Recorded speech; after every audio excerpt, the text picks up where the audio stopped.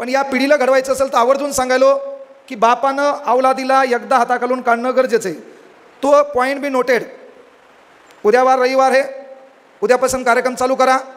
वेळ दुपारी 2. बाप जरी विसरला तर आपण आज्ञाधारक आहेत.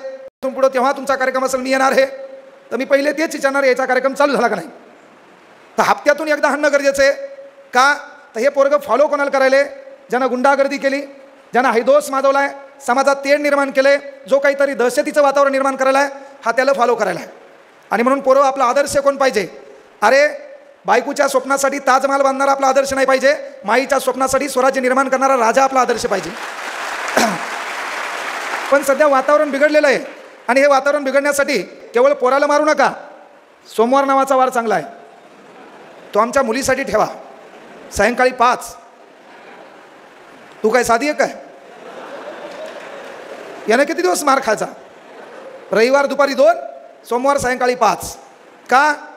माईची साडी नेसून तू रील बनवायली,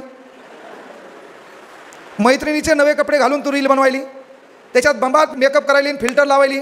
कुणीच नव्हतं रे कहना माझ्या मना, तुझ्यासाठी तुझ्यासाठी आले वना. हा ना.